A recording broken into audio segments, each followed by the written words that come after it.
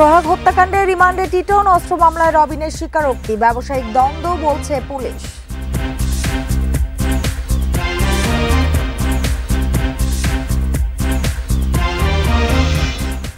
Mitford হত্যাকাণ্ডের প্রতিবাদে দেশ জুড়ে বিক্ষোভ, চাঁদাবাজদের হাসিনার মতোই বিতাড়িত করার হুঁশিয়ারি।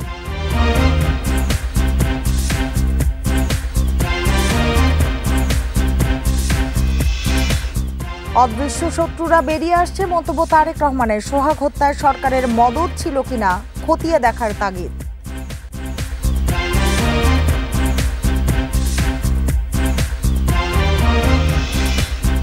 গণ অভ্যুত্থানের পক্ষের শক্তি এখনো মাঠে, ক্ষমতার লোভে বিক্রি হবে না এনসিপি, জুলাই পদযাত্রায় বললেন নাহিদ।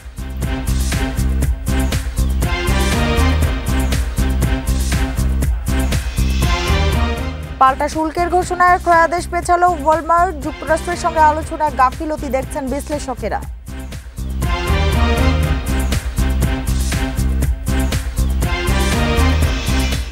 আমন্ত্রণ বিরতিহীন রাত ৯টায় বাংলাদেশে আপনাদের সঙ্গে আছে আমি সুমনা সিমি। এতক্ষণ জানাচ্ছিলাম শিরোনামগুলো, এবার জানাবো পুরো খবর। মিটফোর্ডে ব্যবসায়ী সোহাগ হত্যা মামলায় গ্রেপ্তার টিটন গাজীর 5 দিনের রিমান্ডের আদেশ দিয়েছে আদালত। এদিকে গ্রেপ্তার আরেক আসামি তারেক রহমান রবিন অস্ত্র মামলায় স্বীকারোক্তিমূলক জবানবন্দি দিয়েছেন। টিটন গাজীকে আদালতে তুলে 7 দিনের রিমান্ডের আবেদন করে পুলিশ। শুনানি শেষে ঢাকার মেট্রোপলিটন ম্যাজিস্ট্রেট হাসিবুল্লাহ পিয়াস 5 দিনের রিমান্ডের আদেশ দেন। পুলিশ জানায় হত্যাকাণ্ডে জড়িত সন্দেহে এ পর্যন্ত 5 জনকে গ্রেপ্তার করা হয়েছে। প্রধান সন্দেহভাজন মাহমুদুল হাসান মঈন এবং তারেক রহমান রবিনকে হত্যা ও অস্ত্র আইনের 2 মামলাতেই রিমান্ডে নেওয়া হয়েছে। বুধবার মিটফোর্ড হাসপাতালের কাছে ভাঙ্গারি ব্যবসায়ী সোহাগকে কুপিয়ে ও পাথর দিয়ে থেতলে নৃশংসভাবে হত্যা করা হয়। এ ঘটনায় তার বোন কোতোয়ালি থানায় হত্যা মামলা দায়ের করেন। এছাড়া পুলিশ অস্ত্র আইনে আরেকটি মামলা করেন।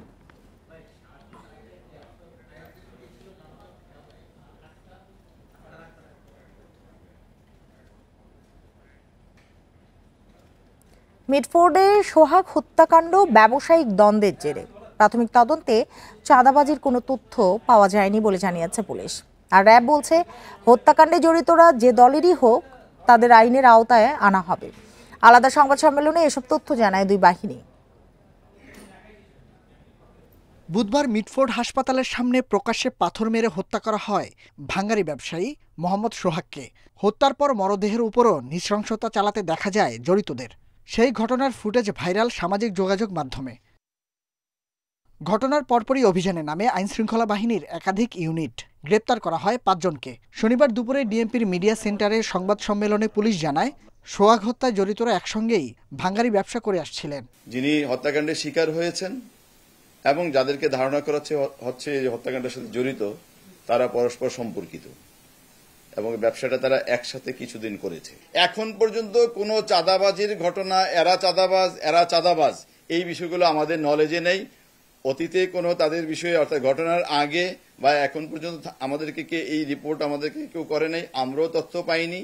আমরা শুধু যতটুকু জেনেছি এটা একটা পারস্পরিক একটা দ্বন্দ্বের বিষয়, এই পর্যন্ত আমরা জেনেছি। এদিকে র্যাবের সংবাদ সম্মেলনে জানানো হয় সোহাগ হত্যাকাণ্ডে জড়িতরা যে দলেরই হোক কাউকে ছাড় দেওয়া হবে না।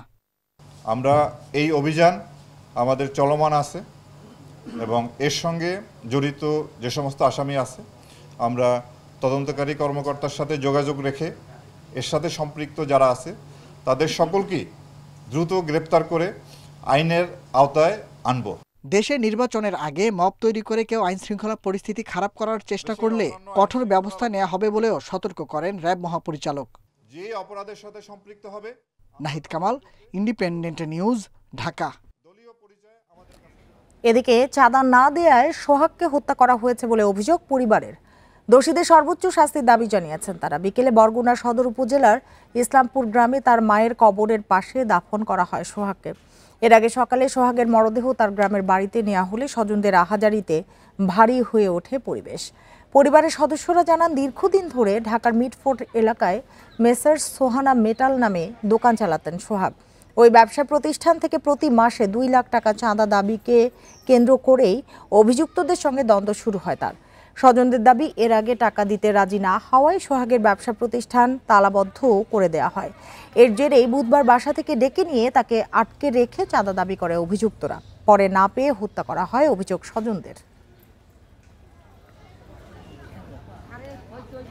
এরা তো দল করতো, কিন্তু সোহাগ এমনি বিএনপি আদর্শ ছিল, কিন্তু এরা দল করতো, দলের প্রভাবে এরা সম্ভবত 2 লক্ষ টাকা প্রতি মাসে চাঁদা চেয়েছেন, ব্যবসার অর্ধেক শেয়ার চেয়েছে। প্রধান উপদেষ্টার কাছে আমার আবেদন, আইনমন্ত্রীর কাছে আবেদন, আমার এই ভাই বোন তার যে ভবিষ্যৎটা যেন নষ্ট না হয়, আমার মামা যেন সঠিক বিচার পায়।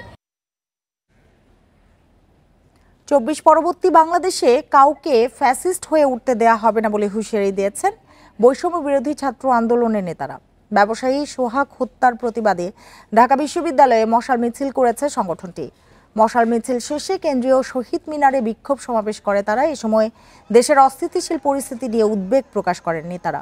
মন্তব্য করেন, নির্দিষ্ট একটি দলকে নিয়ে ব্যস্ত অন্তর্বর্তী সরকার। অভ্যুত্থানে থেকে উঠে আসা সরকারের এমন আচরণ জনগণ মেনে নেবে না বলেও মনে করে তারা। রাজনীতির আড়ালে খুন, সন্ত্রাস ও চাঁদাবাজি রুখে দিতে জনগণকে সোচ্চার হওয়ার আহ্বান জানায় বৈষম্য বিরোধী ছাত্র আন্দোলনের নেতারা। পরিস্থিতির উন্নতি না হলে আবারও জুলাই নেমে আসবে বলে হুঁশিয়ারি দেন তারা। বাংলাদেশের জননিরাপত্তা, সিকিউরিটি, পুলিশ ব্যবস্থা এমন জায়গায় পৌঁছেছে, উপদেষ্টা জাহাঙ্গীরের পুলিশ না, মাঝে মাঝে মনে হয় এইটা স্বৈরাচারী শেখ হাসিনার। শেখ হাসিনার মতো চাঁদাবাজদেরও বিতাড়িত করার হুঁশিয়ারি দিয়েছে ছাত্র সংগঠনগুলো। নতুন কাউকে ফ্যাসিবাদী হয়ে ওঠার সুযোগ দেয়া হবে না বলেও মন্তব্য করেন নেতারা। মিটফোর্ডে সোহাগ হত্যা ও চাঁদাবাজির প্রতিবাদে রাজধানীতে আলাদা অনুষ্ঠানে এসব কথা বলেন তারা। মিটফোর্ড হাসপাতালের সামনে নির্মমভাবে হত্যা করা হয় সোহাগকে। এর প্রতিবাদে রাজধানীতে বিক্ষোভ মিছিল ও সমাবেশ করেছে কয়েকটি ছাত্র সংগঠন। শাহবাগী জাদুঘরের সামনে সংবাদ সম্মেলন করে বৈষম্য বিরোধী ছাত্র আন্দোলন। নতুন কাউকে ফ্যাসিবাদী হয়ে উঠতে দেওয়া হবে না বলে হুঁশিয়ারি দেন নেতারা। প্রত্যেকটি খুন, প্রত্যেকটি এই যে ঘটনা, হামলার ঘটনা, মামলার ঘটনা, এগুলোর পেছনে একটি রাজনৈতিক ইন্ধন জড়িত। রাজনৈতিক শেল্টার ছাড়া এই ঘটনাগুলো আসলে ঘটতেছে না। বিক্ষোভ মিছিল ও সমাবেশ করেছে ছাত্র অধিকার পরিষদ। ঢাকা বিশ্ববিদ্যালয়ের রাজু ভাস্কর্যের সামনে সমাবেশে নেতারা বলেন, 1 মাসের মধ্যে সোহাগ হত্যার বিচার শেষ করতে হবে। জনগণকে নিরাপত্তা দিতে না পারলে ডক্টর ইউনূসকে পদত্যাগ করার আহ্বান জানান তারা। আপনারা আপনাদের রাজনৈতিক ক্যারেক্টারকে পরিবর্তন করেন, ভালো হয়ে যান, আর না হলে এই বাংলাদেশে আপনাদের রাজনীতির ঠিকানা হবে না। আপনি যদি দেশের আইন শৃঙ্খলা পরিস্থিতি স্বাভাবিক রাখতে না পারেন, আমাদের জানমাল নিরাপত্তা রাখতে না পারেন, তাহলে অনতিবিলম্বে পদত্যাগ করুন। এই বাংলাদেশের মানুষদের প্রতি যদি আপনার এই চাঁদাবাজের হাত ওঠে, এই বাংলাদেশের মানুষ মেনে নেওয়া। সকালে জগন্নাথ বিশ্ববিদ্যালয়ের সামনে বিক্ষোভ সমাবেশ করে ছাত্র শিবির।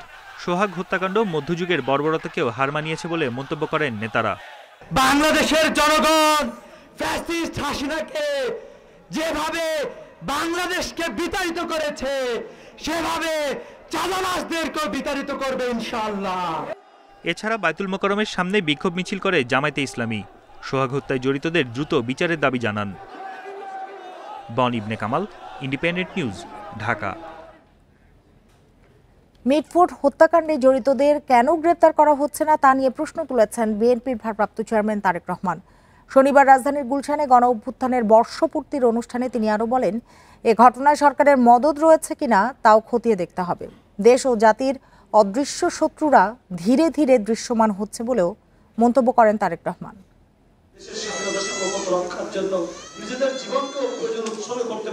জুলাই আগস্ট গণঅভ্যুত্থানের বর্ষপূর্তি উপলক্ষে শনিবার গুলশানের লেকশোর হোটেলে শহীদ ও আহতদের পরিবারের সঙ্গে মতবিনিময় অনুষ্ঠানের আয়োজন করে ছাত্রদল। সেখানে লন্ডন থেকে ভার্চুয়ালি যোগ দেন বিএনপির ভারপ্রাপ্ত চেয়ারম্যান তারেক রহমান। আমরা তাদের সেই ব্যানারকে সফল করার জন্য নেপথ্যে আমরা সর্বাত্মক ভূমিকা পালন করেছি। গণঅভ্যুত্থানে শহীদ 142 পরিবারের সঙ্গে মতবিনিময় করেন তারেক রহমান। এ সময় জুলাই হত্যাকাণ্ডে জড়িতদের দ্রুত বিচারের দাবি জানান শহীদ পরিবারের সদস্যরা। মিটফোর্ড হত্যাকাণ্ডের কথা তুলে ধরে হত্যাকারীদের গ্রেফতার না করায় উদ্বেগ জানান বিএনপির ভারপ্রাপ্ত চেয়ারম্যান। যে খুন করছে বা যে হত্যা করছে তাকে তো অন্য জায়গা থেকে আমরা যেটা খবর পেয়েছি, অন্য জায়গা থেকে নিয়ে আসা হয়েছে, তাকে ধরা হচ্ছে না। ধরা হলো, অন্যদেরকে অ্যারেস্ট করা হলো, তাকে ধরা হচ্ছে না। কি তাকে আসামিও পর্যন্ত বোধহয় করা হয়নি এখন পর্যন্ত। কেন হয়নি, কেন ধরা হচ্ছে না? আমাদের পক্ষ থেকে তো একবারও বলা হয়নি যে তমুককে ধরা যাবে না, অমুককে ধরা যাবে, একবারও তো এই কথাটি বলা হয়নি। এ সময় বিএনপি অন্যায়কারীদের প্রশ্রয় দেয় না বলেও মন্তব্য করেন তারেক রহমান। সরকারের দায়িত্ব হচ্ছে জনগণের জানমালের নিরাপত্তা হেফাজত করা, নিরাপত্তা দেওয়া। সরকার কেন ব্যর্থ হচ্ছে? আমরা কি তাহলে দলে নিব যে যারা বিভিন্নভাবে মব সৃষ্টি করে একটি পরিস্থিতি তৈরি করতে যাচ্ছে, সেখানে সরকারের কোনো কোনো প্রশ্রয় আছে, প্রশাসনের কোনো প্রশ্রয় আছে, প্রশাসনের কারো কোনো প্রশ্রয় আছে? দেশ ও জাতির অদৃশ্য শত্রুরা ধীরে ধীরে দৃশ্যমান হচ্ছে বলেও মন্তব্য করেন বিএনপির ভারপ্রাপ্ত চেয়ারম্যান। আগামীতে বাংলাদেশের মানুষের সমর্থনে বিএনপি সরকার গঠন করতে সক্ষম করবে। Jahanara Parvin, Independent News, Dhaka. মিটফোর্ডে ব্যবসায়ী লাল চাঁদ সোহাগের নৃশংস হত্যাকাণ্ড নিয়ে একটি পক্ষ রাজনৈতিক ফায়দা লুটছে বলে দাবি করেছেন বিএনপি নেতা রুহুল কবির রিজভী। এ ঘটনায় দ্রুত দোষীদের আইনের আওতায় আনার দাবি তার। এদিকে মূল আসামিরা এখনও ধরাছোঁয়ার বাইরে বলে দাবি করেছে যুবদল। আসল অপরাধীদের মামলা থেকে বাদ দেওয়া হয়েছে বলেও অভিযোগ যুবদল নেতাদের। বুধবার সন্ধ্যায় রাজধানীর মিটফোর্ড হাসপাতালের সামনে ব্যবসায়ী সোহাগকে হত্যা করতে দেখা যায় ৩ জনকে, যাদেরকে বিএনপির সহযোগী সংগঠন যুবদলের নেতাকর্মী বলে অভিযোগ ওঠে। যদিও যুবদলের দাবি, সিসিটিভির ফুটেজে যাদের দেখা গেছে তারা কেউই দলীয় কর্মী নন। তবে এজাহারে যাদের নাম এসেছে তাদের মধ্যে ৩ জনের দলীয় পরিচয় থাকায় এরই মধ্যে বহিষ্কার করা হয়েছে। তবে কয়েকজনকে আসামি তালিকা থেকে বাদ দেওয়ার অভিযোগ যুবদলের। পরিবার আজকে বলছে যে ৩ জনকে আসামির তালিকা থেকে বাদ দিয়ে বাদীর মেয়ে আজকে বলেছে চ্যানেল 24-এ, আমরা দেখেছি ভিডিও ফুটেজটা, আপনারা দেখবেন, যে ওখানে বলেছে নতুন ৩ জনকে, নিরাপরাধ ৩ জনকে এই মামলা আসামি করা হয়েছে। এটা কারা করলো? নৃশংস এ হত্যাকাণ্ডে জড়িত থাকার অভিযোগ ওঠায় বহিষ্কারের সিদ্ধান্তকে জরুরি ও সাহসী বলে মন্তব্য করেছেন বিএনপি নেতা জয়নুল আবেদিন ফারুক। গতকাল যেটা দেখেছি, আমাদের দল সাহসিকতার সহিত যে কয়েকজনকে বহিষ্কার করেছে। মূল হোতাকে কারা এই কাণ্ড ঘটিয়েছে তাদেরকে বাইর করতে হবে। এদিকে বিএনপি কর্মীদের নাম আসামি তালিকা এলেও বিষয়টি রাজনৈতিক উদ্দেশ্য প্রণোদিত কিনা সে নিয়ে প্রশ্ন তুলেছেন আরেক বিএনপি নেতা রুহুল কবির রিজভী। বিএনপির নামে, দলের নামে বা এই সমাজে কোন দুষ্কৃতিকারী, কোন ঘাতক, কোন ধরনের অপরাধকারী, সমাজ বিরোধী কেউ যেন দলে আশ্রয় না পায়। যদি দেখেন তার এই ঘটনা, সাথে সাথে আপনারা ব্যবস্থা গ্রহণ করবেন। শত শত মানুষের সামনে নৃশংস এ হত্যাকাণ্ড নাড়া দিয়েছে সারা দেশের মানুষকে। দ্রুত দোষীদের বিচারের দাবিতে বিক্ষোভ প্রতিবাদ হয়েছে বিভিন্ন এলাকায়। Mamunur Rahman, independent News, Dhaka. কার্যক্রমে কিছুটা ধীরগতি থাকলেও আইন শৃঙ্খলা রক্ষায় বাহিনীগুলো নির্লিপ্ত নয় বলেছেন স্বরাষ্ট্র উপদেষ্টা জাহাঙ্গীর আলম চৌধুরী। আর গণ অভ্যুত্থানের পর পুলিশ বাহিনীর মনোবল এখনও দুর্বল, তাই তারা শতভাগ কাজ করতে পারছে না বলে স্বীকার করলেন আইজিপি। আইন শৃঙ্খলা বাহিনীর কাজে রাজনৈতিক দলের নেতাকর্মী ও জনগণের সহিষ্ণু আচরণের প্রত্যাশা তাদের। সকালে ঢাকা জেলা পুলিশ লাইন্স পরিদর্শন শেষে সব কথা বলেন তারা। গেল বুধবার মিটফোর্ড হাসপাতালের সামনে দিনে দুপুরে পাথরের আঘাতে হত্যা করা হয় ব্যবসায়ী মোহাম্মদ সোহাগকে। নৃশংস হত্যাকাণ্ডের ভিডিও সামাজিক যোগাযোগ মাধ্যমে ছড়িয়ে পড়ার পর সারা দেশে এখন নিন্দা ও প্রতিবাদের ঝড়। শনিবার ঢাকা পুলিশ লাইন্স পরিদর্শনের সময় এই বিষয়ে সাংবাদিকদের প্রশ্নের মুখে পড়েন স্বরাষ্ট্র উপদেষ্টা জাহাঙ্গীর আলম চৌধুরী। বলেন, আইন শৃঙ্খলা রক্ষায় কিছু ক্ষেত্রে ধীর হলেও অপরাধ নিয়ন্ত্রণে বাহিনীগুলো তৎপর আছে। ঘটনা ঘটলেই তৎক্ষণাৎ ব্যবস্থা নেওয়া হচ্ছে। চাঁদপুরের একটা ঘটনা ঘটছে, ওইটাও কিন্তু যেই ঘটাইছে তারে কিন্তু সাথে সাথেই কিন্তু আইনের আওতায় নিয়ে আসা হচ্ছে। এই যে যে নিলিপ্ততা, এটা আমি বলবো না, অনেক সময় দুই এক জায়গা হয়তো একটু ঢিলে হতে পারে, এটা হয়তো হইতে পারে, কিন্তু যেই সময় হচ্ছে আমরা কিন্তু সাথে সাথেই অ্যাকশন নিয়ে যাচ্ছি। একই অনুষ্ঠানে পুলিশ প্রধান জানান, ঢাকা সহ সারা দেশে আধিপত্য বিস্তারকারী ও চাঁদাবাজদের তালিকা করা হচ্ছে। পুলিশের মনোবল শতভাগ ফিরে না আসায় পরিস্থিতি নিয়ন্ত্রণে কিছুটা বেগ পেতে হচ্ছে।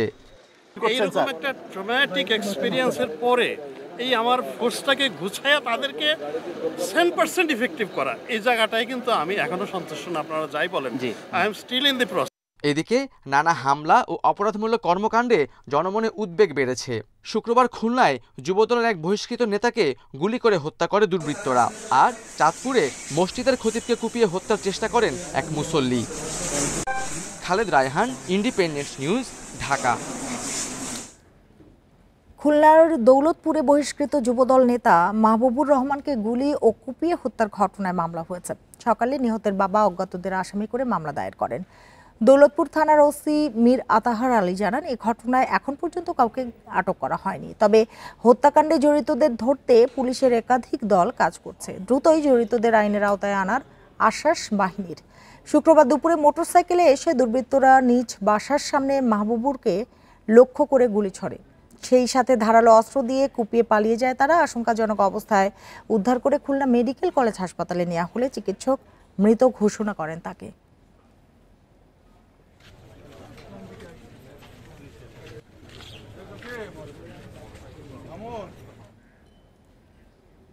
চাঁদপুরে মসজিদের খতিব মাওলানা আ.ন.ম নূর রহমানকে কুপিয়ে জখমের ঘটনায় আদালতে স্বীকারোক্তিমূলক জবানবন্দি দিয়েছেন আসামি বিল্লাল হোসেন। সন্ধ্যায় জেলা জুডিশিয়াল ম্যাজিস্ট্রেট শাহাদাতুল হাসান আল মুরাদের আদালতে এ জবানবন্দি দেন তিনি।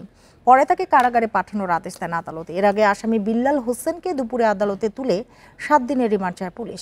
শুক্রবার রাতে ভুক্তভোগীর ছেলে আফনান তাকি বাদী হয়ে একটি মামলা করেন। গতকাল জুমার নামাজের পর খতিব নূর রহমানের ওপর হামলার ঘটনা ঘটে। এ সময় স্থানীয়রা ভুক্তভোগীকে উদ্ধার করে হাসপাতালে পাঠান। পরে উন্নত চিকিৎসার জন্য ঢাকায় আনা হয়েছে তাকে। বর্তমানে তিনি শঙ্কামুক্ত বলে জানান স্বজনরা। এ ঘটনার প্রতিবাদে আজ চাঁদপুর শহরের বায়তুল আমিন জামে মসজিদের সামনে বিক্ষোভ মিছিল ও প্রতিবাদ সমাবেশ করেছেন জামায়াত নেতারা।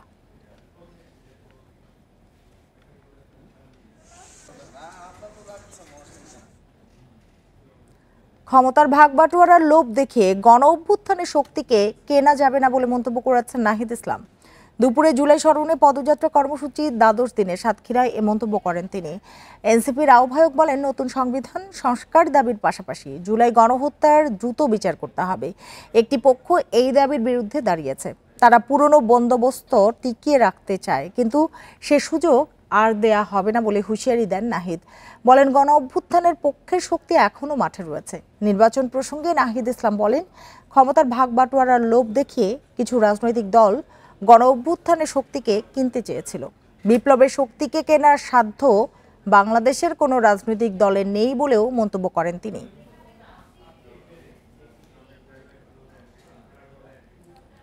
তারা ভেবেছিল 2-3টা আসন দেখিয়ে, ক্ষমতার ভাগ বাটোয়ারার লোভ দেখিয়ে তারা গণ অভ্যুত্থানের শক্তিকে কিনে নেবে। কিন্তু যারা বিপ্লবের শক্তি, যারা মৃত্যুর মুখ থেকে ফিরে এসেছে, তাদেরকে কেনার স্বার্থ বাংলাদেশের কোন রাজনৈতিক দলের হয় নাই। বিশ্ব স্বাস্থ্য সংস্থা দক্ষিণ পূর্ব এশীয় আঞ্চলিক পরিচালক ও শেখ হাসিনার মেয়ে সাইমা ওয়াজেদ পুতুলকে গত 11 জুলাই থেকে অনির্দিষ্টকালে ছুটিতে পাঠিয়েছে কর্তৃপক্ষ। বিশ্ব স্বাস্থ্য সংস্থার মহাপরিচালকের এক চিঠির বরাত দিয়ে একথা জানিয়েছে হেলথ পলিসি ওয়াচ নিউজ। ছাত্র জনতার গণ অভ্যুত্থানের মুখে ভারতে আশ্রয় নেওয়া সাবেক প্রধানমন্ত্রী শেখ হাসিনার মেয়ে সাইমা ওয়াজেদের বিরুদ্ধে প্রতারণা, জালিয়াতি ও ক্ষমতার অপব্যবহারের অভিযোগে গত জানুয়ারিতে দুর্নীতি দমন কমিশন অনুসন্ধান শুরু করে এবং মামলা করে। পুতুলকে বিশ্ব স্বাস্থ্য সংস্থার পদ পাইয়ে দিতে ব্যাপক লবিং করেছিলেন Sheikh Hasina. Health policy watch এর প্রতিবেদনে বলা হয়েছে, WHOর মহাপরিচালক ডক্টর টেড্রোস অ্যাডানম গেব্রেসুস সংস্থার অভ্যন্তরীণ এক সংক্ষিপ্ত ইমেইলে জানান, সাইমা ওয়াজেদ পুতুলকে অনির্দিষ্টকালে ছুটিতে পাঠানো হয়েছে। তার অনুপস্থিতিতে সহকারী মহাপরিচালক ডক্টর ক্যাথরিনা বহম-সিওরোর দায়িত্ব পালন করবেন।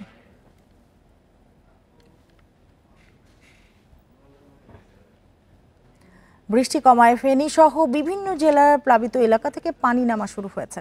এসব এলাকায় ক্ষয়ক্ষতি নিরূপণের কাজ শুরু করেছে কৃষি ও প্রাণী সম্পদ বিভাগ। কর্মকর্তারা জানান, ক্ষতিগ্রস্তদের তালিকা তৈরির কাজ চলছে। বরাদ্দ পেলেই ক্ষতিগ্রস্তদের সহায়তা পৌঁছে দেওয়া হবে। ফেনীর ফুলগাজী ও পরশুরামে বন্যা পরিস্থিতির উন্নতি হলেও ছাগলনাইয়া সদর ও দাগনভূঞা উপজেলার কিছু অংশ তলিয়ে আছে। দুর্গত এলাকায় পানি নামার সাথে স্পষ্ট হচ্ছে ক্ষয়ক্ষতি। জেলার ১,৬৫০ হেক্টর জমির আউশ, আমন, শাকসবজি, মরিচ সহ বিভিন্ন ফসল নষ্ট হয়েছে। ভেসে গেছে ২,০০০-এর বেশি পুকুর ও মাছের ঘের। এর আগের বন্যা আমার ৬-৭ কানি জমিনের ধান লাগাইয়া ধান সব হয়ে গেছে, নষ্ট হয়ে গেছে। কিন্তু সরকার থ্রুতে বা কোনো থ্রুতে আমরা ১ টাকা জিনিসও পাই নাই। মৌসুমের দ্বিতীয় দফা বন্যায় কুমিল্লার গোমতীর চর সহ বিভিন্ন নিচু এলাকায় জলাবদ্ধতায় ১৩,০০০ হেক্টরের বেশি জমির ফসল ক্ষতিগ্রস্ত হয়েছে। সরকার দুর্যোগকালীন সহায়তা দিলে তালিকা অনুযায়ী কৃষকদের বরাদ্দ পৌঁছে দেওয়া হবে, জানালো কৃষি বিভাগ। পানি আইয়া চাংপল পড়িয়ে গেছে, সব করলাগুলা সব ফচ্চা গেছে। গত বছর বন্যার কারণে প্রায় ১৫ লাখ টাকার উপরে ঋণ নেওয়া, কিন্তু এই মুহূর্তে সেই যে সর্বশান্ত হয়েছি, এখন তার দাঁড়ানোর কোনো সুযোগ নাই। সরকারের ইচ্ছা এবারও আমরা আছে, আমাদের প্রণোদনায় কিন্তু সবজি চাষিদের জন্য প্রণোদনা আছে, সবজি বীজ সহ নানা ধরনের উপকরণ। তো সেগুলোর মাধ্যমে হয়তো কৃষকরা আবার ইনশাআল্লাহ ফিরে আসবে। নোয়াখালীতে টানা বৃষ্টি ও জলাবদ্ধতায় ৭,৮০০ হেক্টর জমির ফসল ক্ষতিগ্রস্ত হয়েছে। আর লক্ষ্মীপুরে ৪০০ হেক্টরের বেশি বীজতলা ও ২০০ হেক্টর জমির শাকসবজি নষ্ট হয়েছে। এছাড়া ভেসে গেছে ৩০০-এর বেশি পুকুর ও ঘেরের মাছ। ভেন্ডি, কাঁচামরিচ, টমেটো, কহি অনেক কিছু লাগাইছি, কিন্তু সব আমার মনে করেন এই পানিতে উঠে আমার সব কিছু নষ্ট হয়ে গেছে। 5 ঘন্টা জমি মনে করেন কি করে বাঁচি, মনে করেন ডুবি গেছে। খাগড়াছড়ির কবাখালী ও মেরুং ইউনিয়নেও বৃষ্টি ও পাহাড়ি ঢলে আউশ ও গ্রীষ্মকালীন ফসলের ক্ষতি হয়েছে। রেশমি নন্দী, ইন্ডিপেন্ডেন্ট নিউজ। দর কষাকষির মধ্য দিয়ে শেষ হলো ঢাকা ওয়াশিংটনের দ্বিতীয় দফার আলোচনা, কিন্তু কিছু ক্ষেত্রে ঐক্যমত্যে না পৌঁছালেও যুক্তরাষ্ট্র শুল্ক কমাবে বলে আশা সরকারের। তবে শুল্ক বিরতিতে আলোচনায় ঢিলেমি ছিল বাংলাদেশের, বলছেন বিশ্লেষকেরা। এদিকে পাল্টা শুল্কের শঙ্কায় বাংলাদেশ থেকে পোশাকের ক্রয়াদেশ পিছিয়ে দিয়েছে বিশ্বখ্যাত ওয়ালমার্ট, স্থগিত করেছে বেশ কিছু অর্ডার।